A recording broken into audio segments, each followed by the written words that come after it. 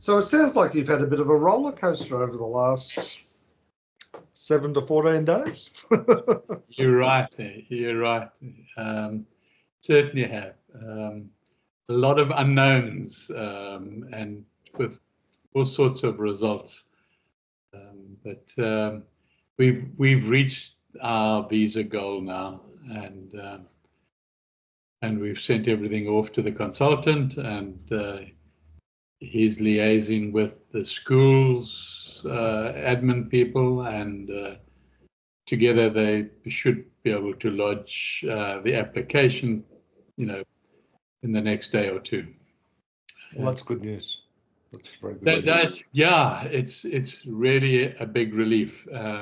Obviously, there's still, the approval for them to get as well, and if it's not approved, of course, we lose all the money that we've raised. Okay, but I don't think that's going to happen. Okay, I'd be surprised. I mean, after all of this time and everything, you'd think it would have to be quite extraordinary for it to be refused, wouldn't you?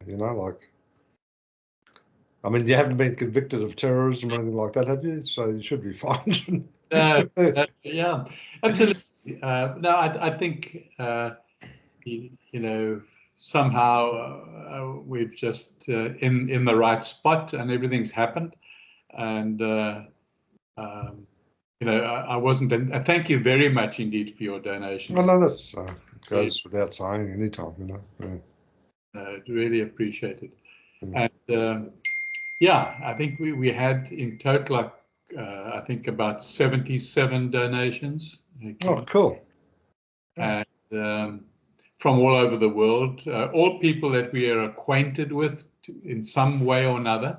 And people that come to my classes and get set as well got to hear about it. Oh, wow. Okay.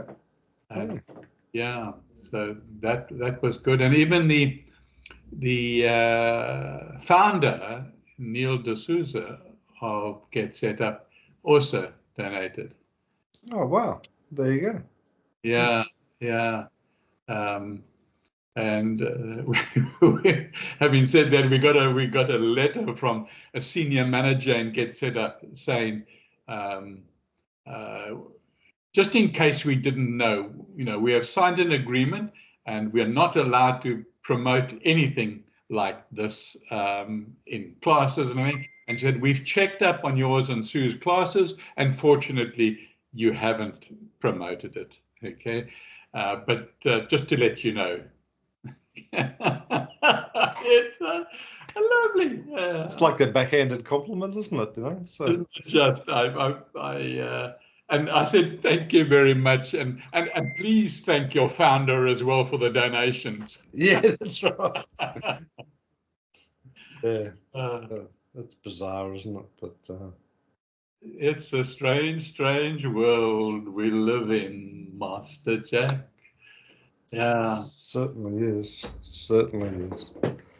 Oh well, I'm really pleased. That's good news. So that's I must admit I've never participated in that GoFundMe platform before. So even the experience of that was interesting. So yeah.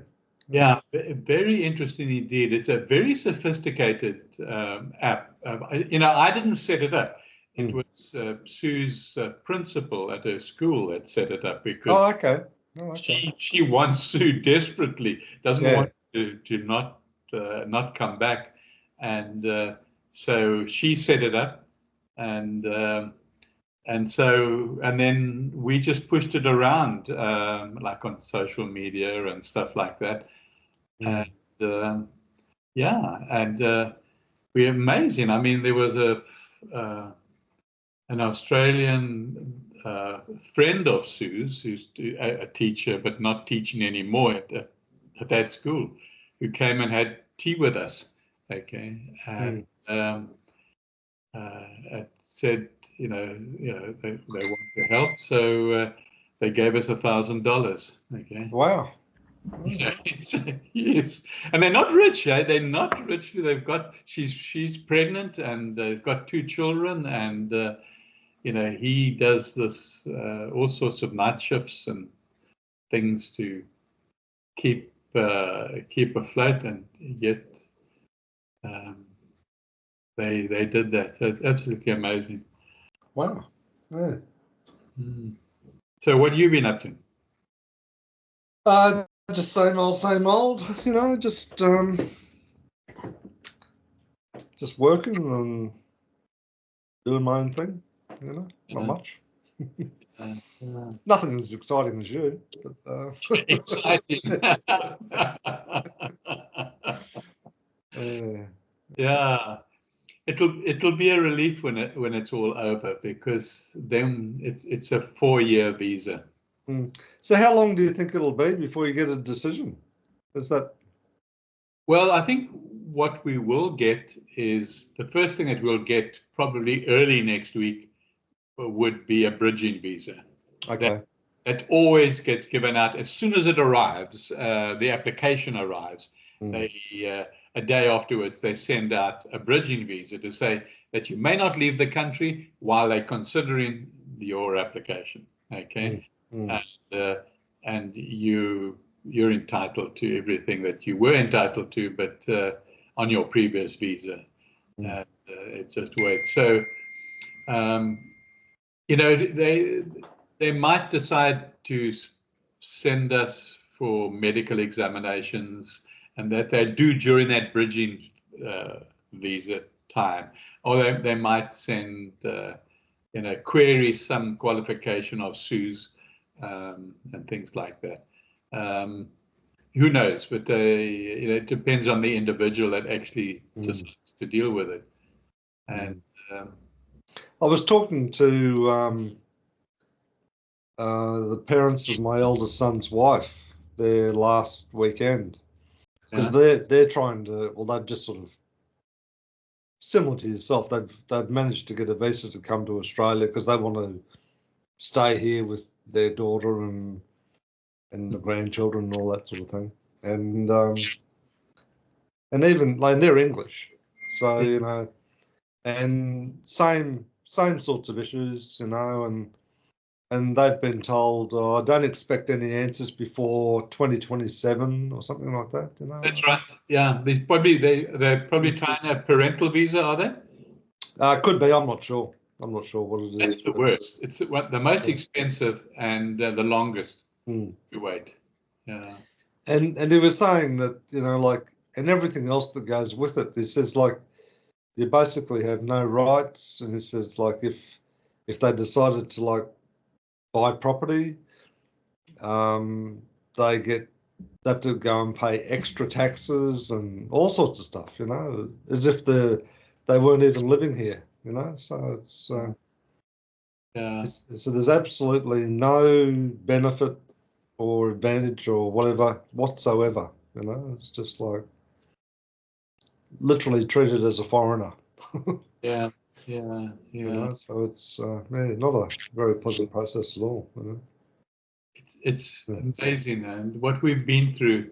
I'm grateful that it's always been positive, but we've been through at this time now, the biggest uncertain time, and you can certainly understand why a lot of people just say, "Oh no, it's all too hard, forget it." Yeah. So many other countries that it's so much easier to get in. That are first world countries, So, yeah. And I had a nap this afternoon. When I woke up, I was reading the safest countries to be in if a third world war breaks out. I think it's already broken out, but and one of them was not Australia. Okay, it was New Zealand. Okay. So New Zealand was one, and Chile was another one. And probably Fiji or something like that, wasn't it? And Fiji was as well. Yeah, Fiji was, and Switzerland was. Okay. and you know, the Antarctic, of course, you know, and Iceland as well was another one.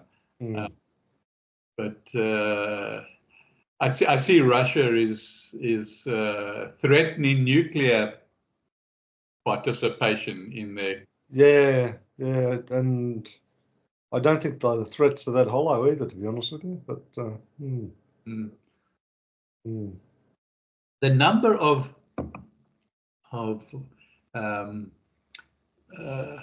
drones that are flying above Russia and the Ukraine is a phenomenal number. Okay, and goodness me,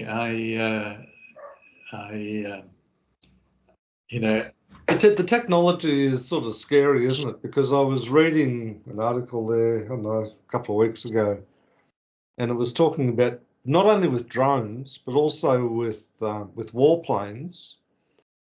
Is the technology is there to use them like as a swarm. So basically, this sort of swarming technology takes over, like potentially even hundreds of like drones and aircraft and all that sort of thing, and just controls them. You know, and like far beyond like a human ability to coordinate.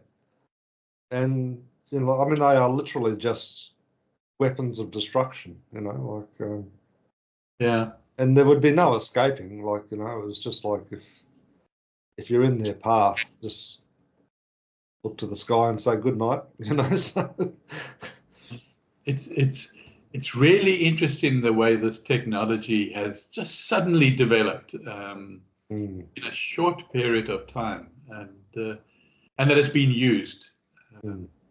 And the number of satellites now that have been put up at low orbit as well. I mean, there are thousands of these in low orbit, covering virtually the entire planet. So certainly communication has much improved because of them, but I guess. But I think the reality is like, you know, you just have to assume that you're on constant video surveillance now. You know, like, I mean, you know, both on the Earth and above it. You know, so there would be no way to be invisible. That's for sure. You know, so. I agree. So you've just got to just accept it. You know, as you know, do what you've got to do. Well, you don't have a choice, do you? You know, like you do have a choice. You know, I think you can grass and groan and try to do things to, you know, and always anti and have an attitude. You know, fashion a hat out of tin alfoil. Yeah, that's right. So anyway.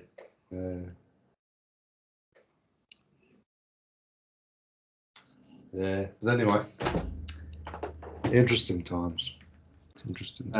Interesting age in which we live, really, isn't it? You know, like it really is. You know, I was working today on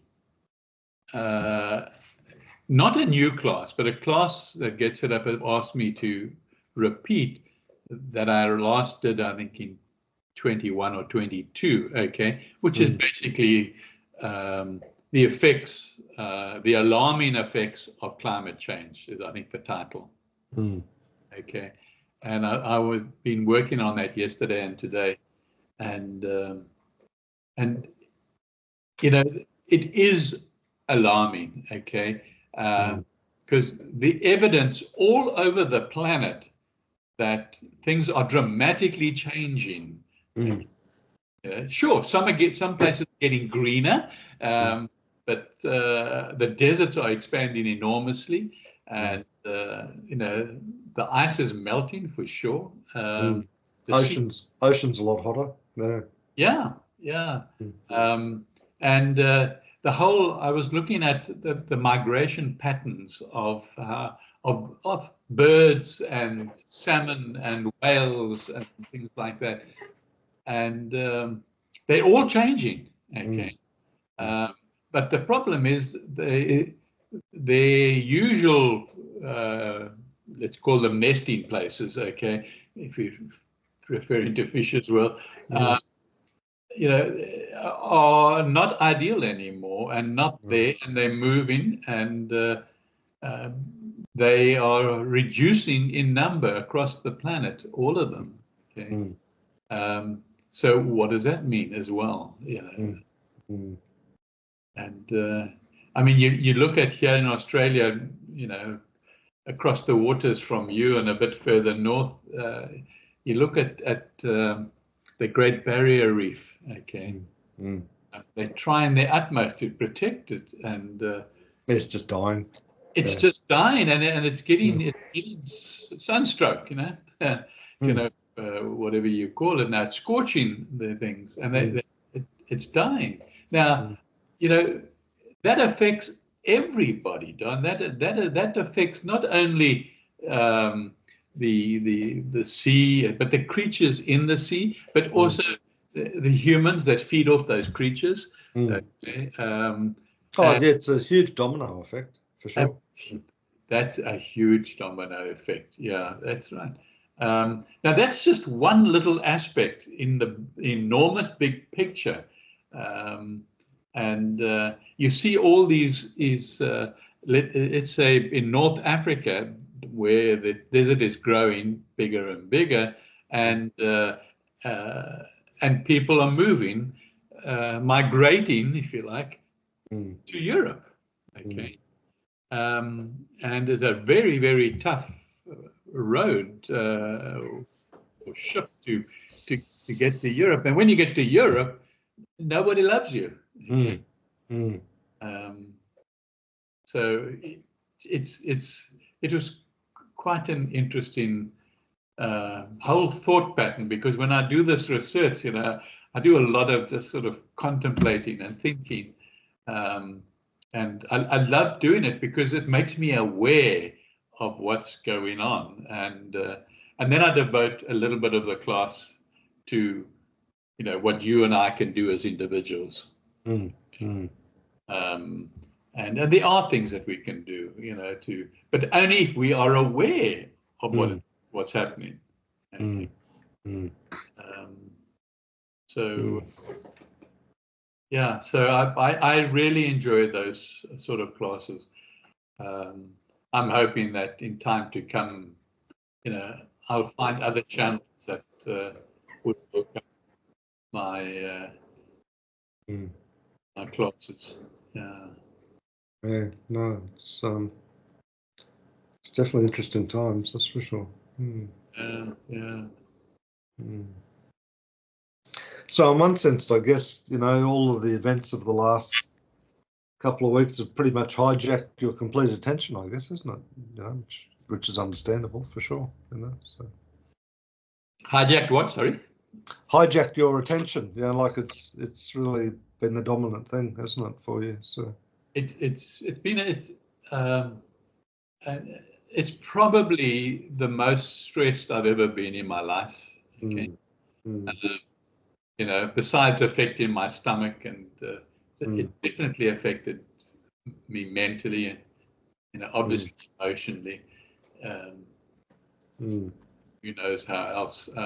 Certainly kept my blood sugars up, and so the neuropathy as a result was incredible pain in my feet, my legs, and things like that. Isn't that ironic in one sense that, you know, then they want to turn around and have you undergo medical assessments after putting you under, you know, such an enormous stress and anxiety and all that sort of stuff? Just doesn't make sense, does it? No, if they do ask, they haven't. We don't know what they're going to ask for. Okay, and I intuitively I feel they're not going to ask me, because I'm not the main visa holder now. It's going to be Sue. Yeah. I'm just tagging along as a piece of dirt, and so so it's whether she will, and she's one of these characters that there's nothing wrong with her.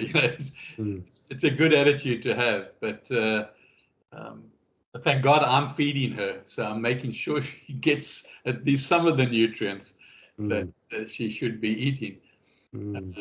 How is she bearing up all right? She's also stressed. Obviously now, let's say as soon as we've reached the target, which was the day before yesterday or something. Anyway, this week, having reached the target, she was greatly relieved, and for the first time for weeks, she slept through the night. I had to wake her up with a cup of tea this morning, which was a blessing. So that is good. No, it's absolutely fine, and I'm just so grateful.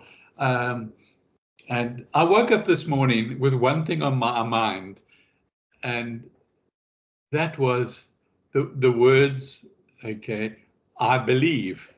Okay. And so I started searching on my phone, because remember, there used to be, back in those days, I don't know, the 70s or something, there was, I believe for every drop of rain that falls. Remember that song or not? Yeah, vaguely, yeah. A flower grows. And so anyway, I looked at that and I found a couple of versions of it. And the best one I found was Tom Jones. And you never saw him singing, okay? You just saw images. So when he said, when a raindrop falls, you'd see a picture of a raindrop falling. When the flower grows, you'd see a flower growing. So it is rather beautiful. And I thought it's I don't know why I thought of it, because I do believe, okay? And it's not a matter of what you believe in. You believe in a form of divinity. And sorry, do you want to take that or? No, you're good. You're welcome, man.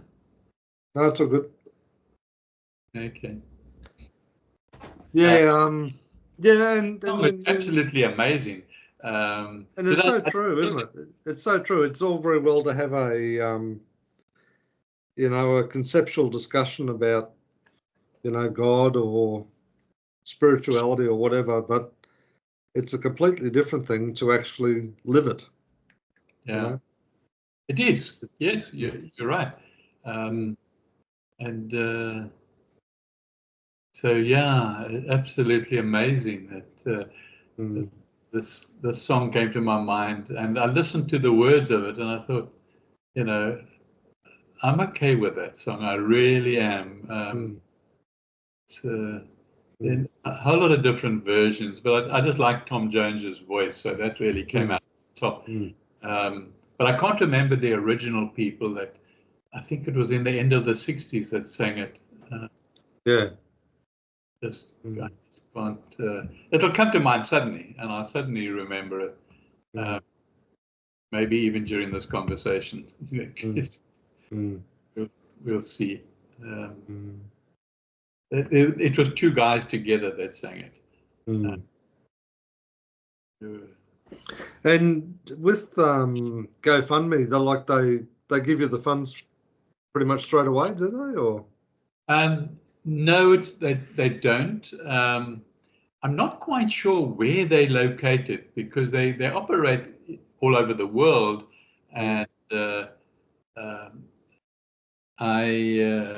everything's got to be converted to Australian dollars. Okay, so people donating from America and so on, the donation process is very easy, but there is, when you call for a transfer of money into your account, then there is about a 2-day delay.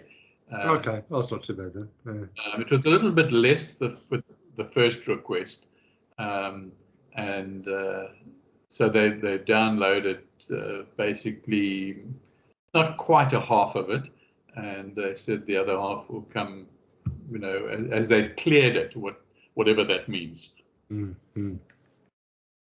So yeah, 2 days it looks like yeah, going to happen, and oh, good. yeah. It's quite an interesting concept, isn't it, when you think about it? Putting, I suppose that's the wonderful upsides of the technology, just putting,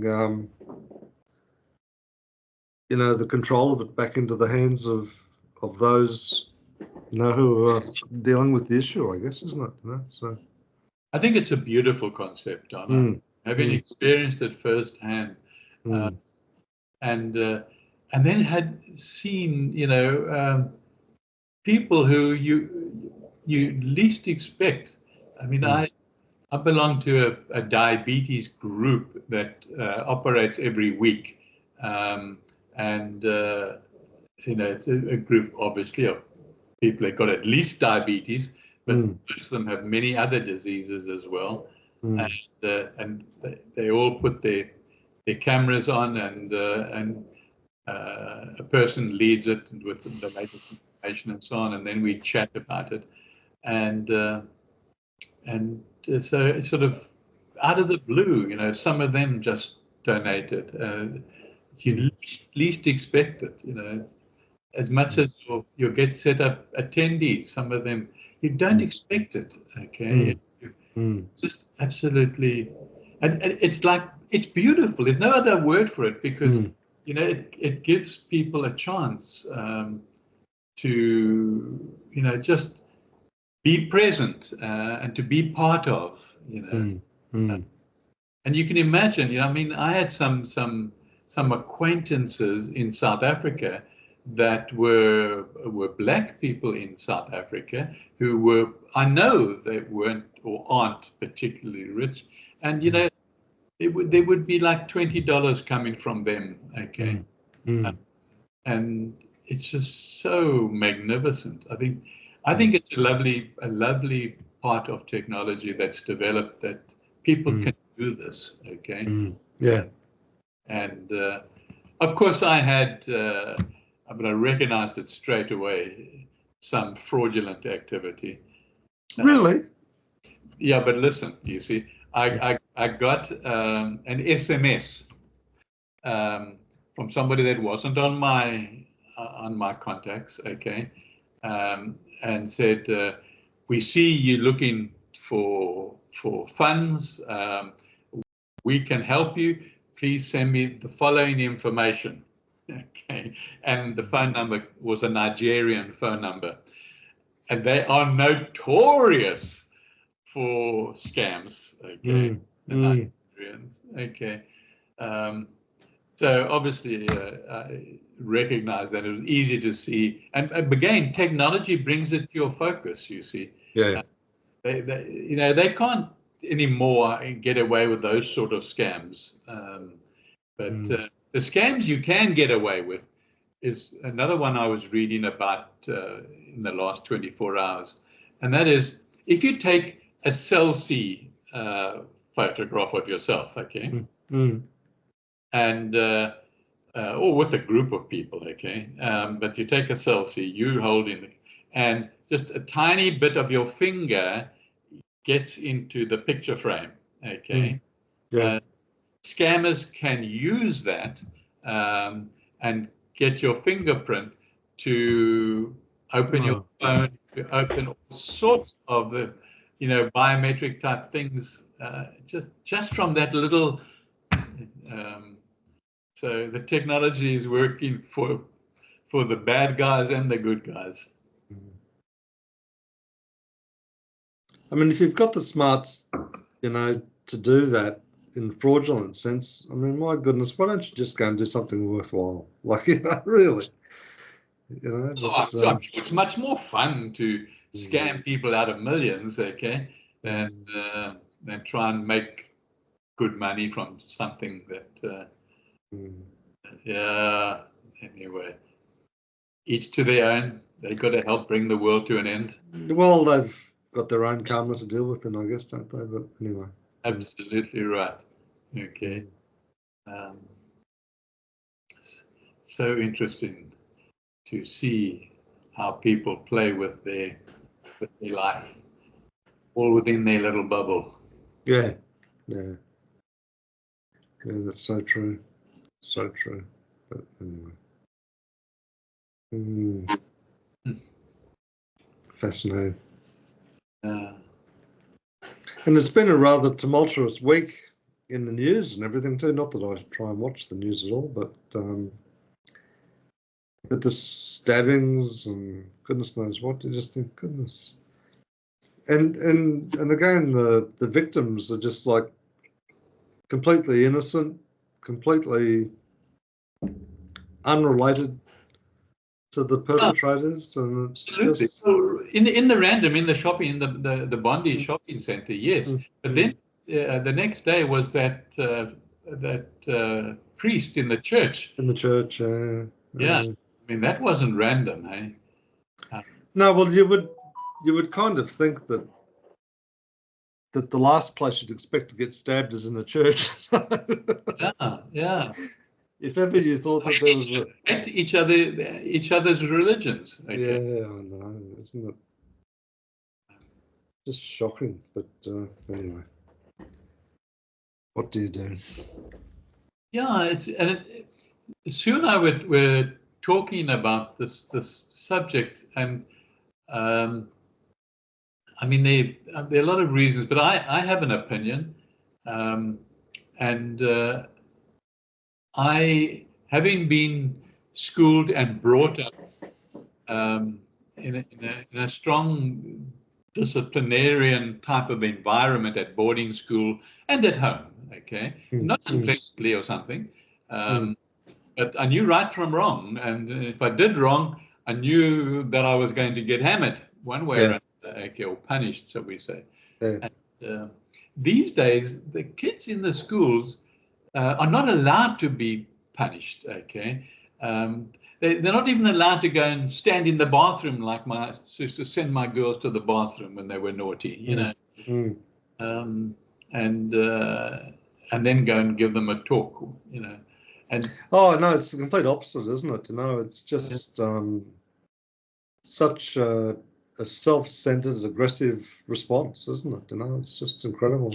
Yeah, and you must hear the stories that Sue's got to talk about where at her nursery school. Oh, it'd curl your hair, wouldn't it? You know, it really would. Really, I mean, they spit in her face, they bite her fingers, they say no to everything she wants to do, and she's not allowed to hold them, touch them. And, she's just got to take it. Okay, I mean. Fortunately, it's only like 2 or 3 in 20 kids that are like that. Okay, but and what age are we talking? Like they're just infants. We're talking about 4 and 5 year olds. How does that happen? Like, I mean, goodness. It's because the parents are treating them like that, as well. The parents don't discipline them. Sue's got one parent there that she doesn't work. She's at home all day. She brings the child in at 6 o'clock and fetches them at 6 o'clock every day. Doesn't want to be a mother. And the child, is hectic. Okay. It doesn't bode well for the rest of their life, does it really? Yeah. Such formative years, and they're sort of. That's where it starts, okay. You could hardly. I mean, I'm sure Sue heaps lots of love on them, but it's hardly what you'd call a loving family environment, is it? So. Well, as I say, it's she has 20 in her class, so it's basically 3 of which are the worst. So there's 17 that are well behaved and so on, and but of course the ones that perform get the attention. Yeah. And and then there's some copycats of the good ones that then think. Oh, I'm sure. Yeah, I'm sure. Yeah. And it's just, amazing how a small number of people can be so disruptive, isn't it? So absolutely, absolutely. So you can, I mean, you take that Bondi shopping centre stabbing.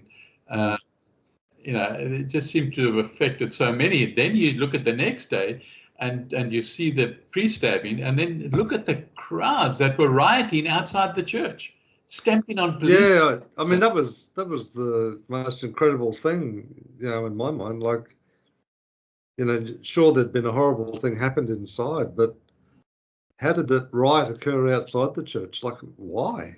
And why take it out on the police and ambulance and that? Like, why? Like, it just doesn't make sense. Doesn't make sense at all. Okay. Other than that, there were other people involved that just had to be ignited. Okay. And they probably were. But I mean, I was just astounded how, in such a short time, such a large group of people assembled. They weren't even there. Like, it wasn't as if they were walking by or something. Like, they weren't even there. And then the next thing you know, they're swarming in.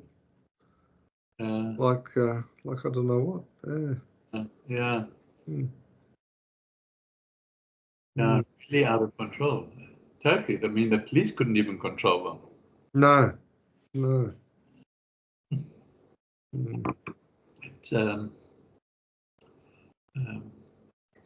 So yeah, I guess we can speculate, but as long as we don't come out of our bubble, okay. As long as we don't start judging those people, question them why. Where did they come from? Yes. Oh no, I agree with you. I mean, and that's I feel like you're so grateful to have a level of awareness that you can just sort of sit there and be curious about. About like the chaotic behaviour. But have the level of awareness to know that that love resides in creation, not decreation. So and it's just fascinating. And as you say, as soon as you tip into an emotional response, then you're part of the group, aren't you? Absolutely, you are. You're broken out of your bubble, and you're now heading in the wrong direction. So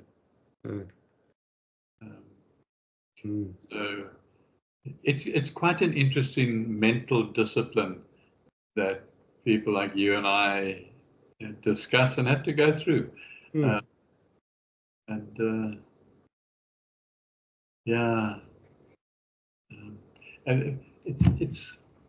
it's interesting because coming closer to home, that I have a garden and there's a lot of wild things in my garden, and a lot of indigenous plants and parrots and bandicoots and all the rest. But recently, there's been a rat, a big rat, okay, in the garden. And my first impulse, this is relevant to what we're discussing, my first impulse was to put out poison for it. I've had a rat in the roof since I've been here, and it kept me awake all night, okay, and Sue as well. But anyway, so I went and got the rat poison and so on, and then it started eating the food we put out for the parrots. Okay, now we've got an arch. You might have seen pictures somewhere. And the food is right on top of the arch. Okay, so it goes up the creepers and then goes in and eats the parrot food. Okay.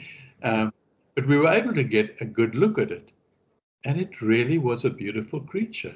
Okay, beautiful face and ears and lovely body, and And I thought, why do I want to kill this thing? Exactly. Yeah. Okay.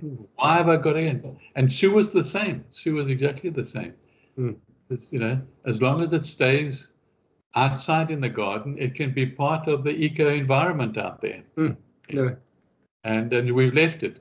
Today it brought a mate. Okay, there were two of them running around after each other. But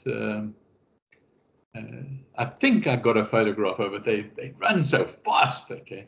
But anyway, so you see how easily you can jump out of your bubble and be frightened or resort back to, I don't know, what is it? Traditional thought or thinking? Okay. Yeah, I don't know. It is interesting, isn't it? And I was sort of thinking as you were talking there, like, like another visitor you could have potentially as a result of these guys is you might have a big snake turn up. Oh, we've had one. Yeah. Okay. Didn't you see the picture? I've got it. I've got a picture of it. I'll send you the picture. Okay. It came right up to the door. Okay. It was about 2 meters long, and we identified it was a poisonous snake. Okay. Can't remember the name now because it was about a year ago, and it came up between the glass sliding door on the veranda and the. I think I did see it. I think I did. I'm pretty sure I would have sent it to you, and it's enormous. I got this picture of it all the way up. It was like the full length of the top to the bottom of the door. Okay, and it was pressing itself inside the gauze and the glass. Okay, and that was fun. And traditionally, I've never been scared of snakes. Okay, they're not like spiders that I have. I don't like. So I was chatting to him on this side of the. It was quite funny because I knew for a fact that he couldn't get through, and I would tap the window and talk to him. So. Yeah. So we've had a snake, and we've also had a tailless lizard. Okay. Which is quite big. It's about as thick and of one's forearm, and about the length of the forearm, and very slow moving. Okay, but yeah, so we've had one of them in there a couple of times. We've had those in. So yeah, it's interesting. It's interesting. This garden. But I think, as you say, like it's the environment. It's. I think that sort of traditional thinking, as I think you called it, is just that self-centered, human view that everything revolves around them. This is my house. Like you can't be here. Yeah,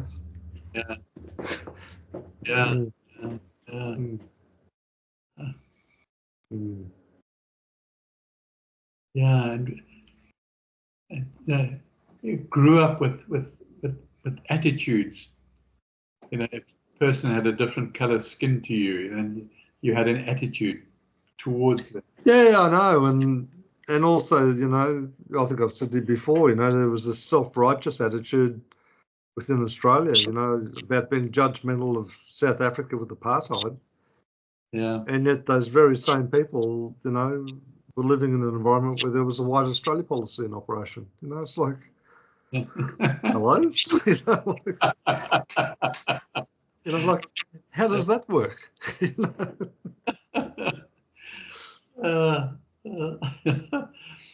Yeah. South Africa, by the way, in that article I was telling you about earlier, is one of the places to be in a third world war. Oh, is it? Okay. Yeah, interesting. Yeah. Yeah, well, I guess, I don't know firsthand, but I guess they haven't aligned themselves necessarily with anyone. Like, the US or anything, have they? Or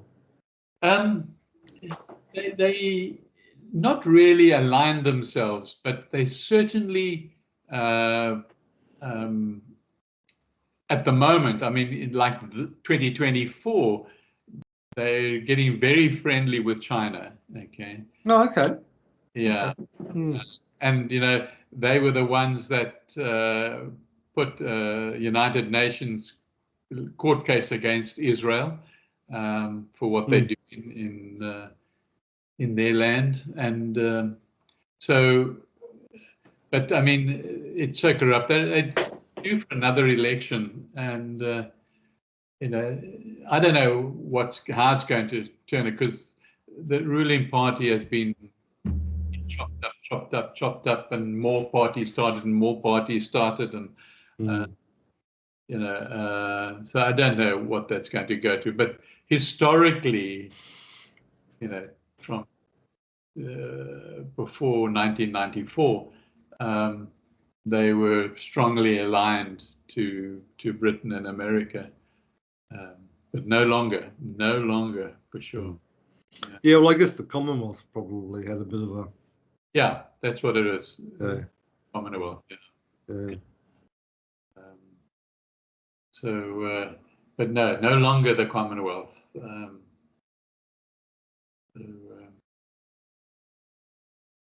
Yeah, it's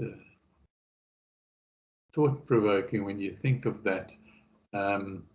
It's an enormous, fertile land, largely South Africa, that has all, category of geographical regions within it, and plenty of land still to grow more food, and so it just needs to get its politics right, or it needs, it's dependent. No, not dependent. That's the wrong word. It's had a lot of assistance in building certain infrastructure from China. Okay, and so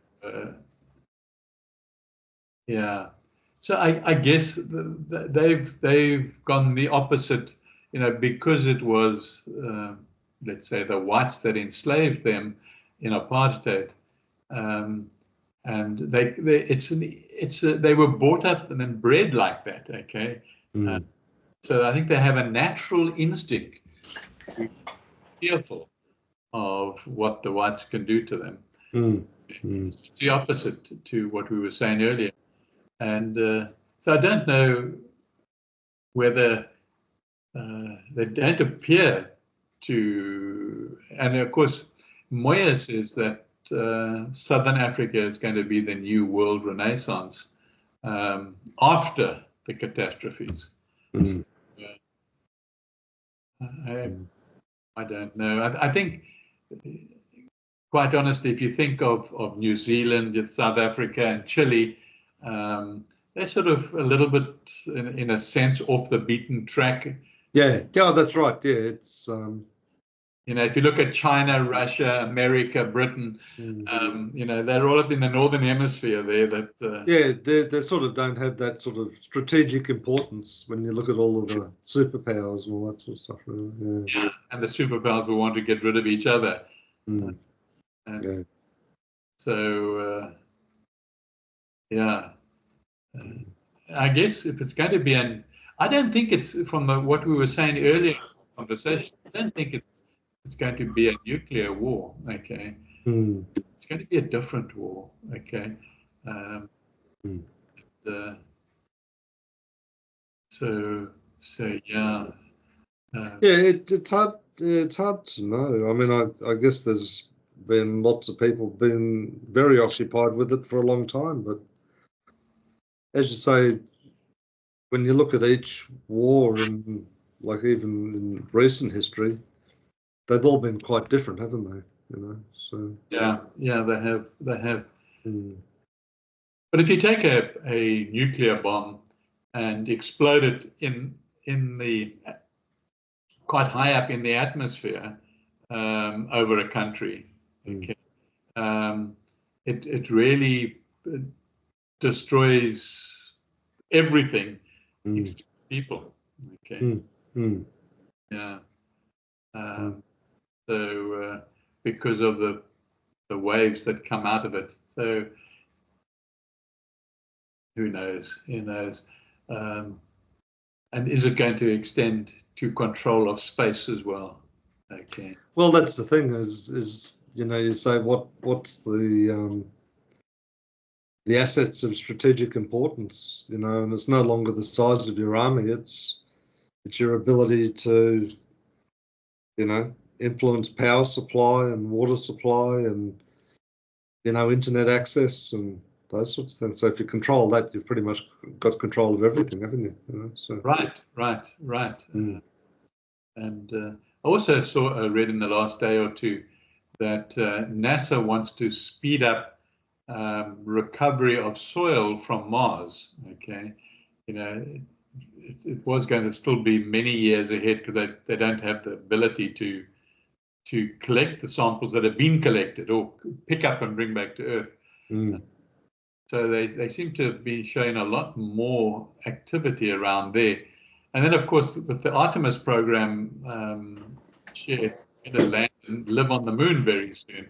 And that could be a strategic point if there's going to be a third world war on Earth, okay, to be able to fight from the moon. Okay. And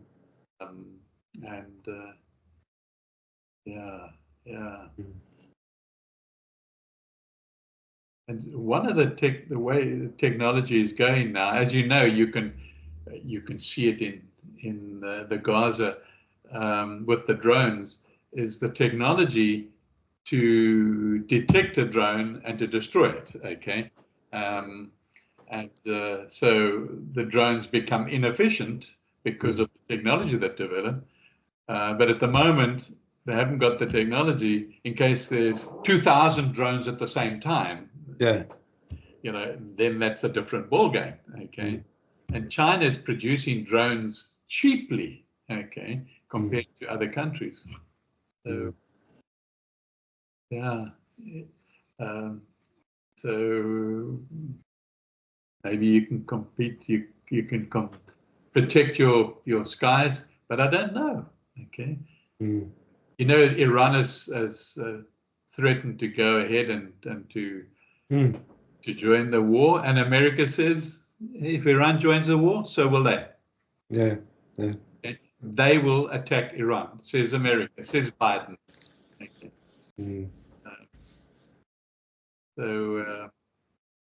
No, I think the history books are going to show that it all started as it is today. Yeah. Yeah, no, I think you're right. I think it's not a matter of when it started. It already has. It already has. And who's going to put out the fire? Anybody who tries, they're just making things worse. Okay? But do you want to be taken out? If Israel stops fighting, they'll just be taken out. Okay. Yeah. And the same with, I guess, Iran. If they anyway, let's not go there. We've been there. In fact, we've been there for a lot of the conversation.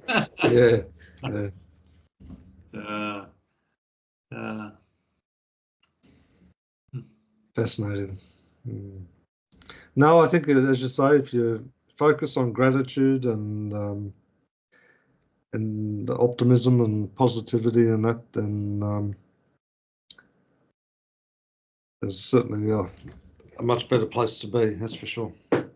Yeah, and to try and get those things that we were speaking about out of one's subconscious, that you've got a belief that rat is not good, okay? Yeah. That person isn't good, okay? Or that person is a terrorist by the very nature of whatever it is, their religion or whatever, okay? And that, so it's one thing to have gratitude, but it's another thing if one's looking at judgment. Okay, it's so easy. It's funny you say that, because I was reading an article the other day, literally just a couple of days ago, and the hypothesis was that that the seed of a lot of evil starts with ingratitude. Yeah, I go along with that. Mm.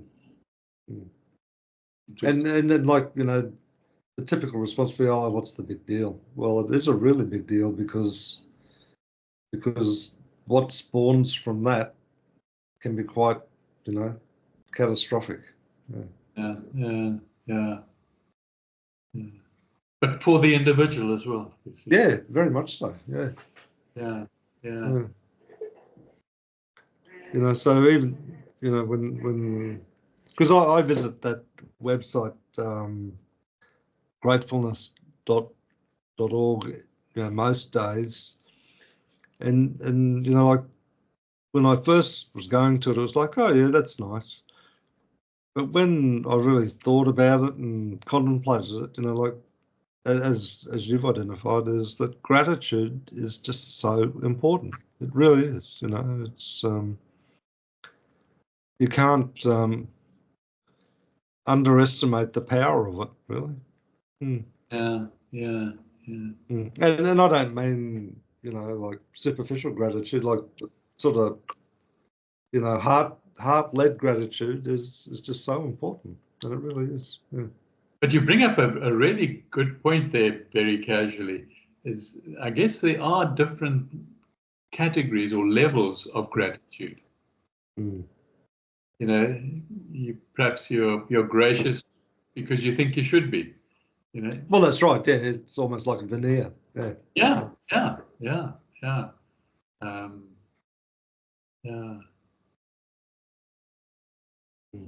But it's interesting because one of the things I've experienced in the last few days has definitely been. I've cried. Okay. Yeah, I can imagine. And it's just that feeling. It's like, I don't know, releasing something. Yeah, but I think it's something more than that as well, or something else, not necessarily more. Necessarily put my finger on it right now, but yeah, no, I understand what you're saying. Yeah. Very interesting. Might be a good place to leave it, eh? Yeah, definitely. Good place. Finish on a high. Yeah. Well, I'm pleased. I'm really, really pleased, with your news, and let's just hope and pray that it's a new beginning for sure. Yeah, and it really, really will be a new beginning. Okay. Excellent. Okay, my friend. Well, I look forward to talking to you next week. Yeah, thanks so much for the chat. Much appreciated. Okay, Cheers. then. See you now. Bye.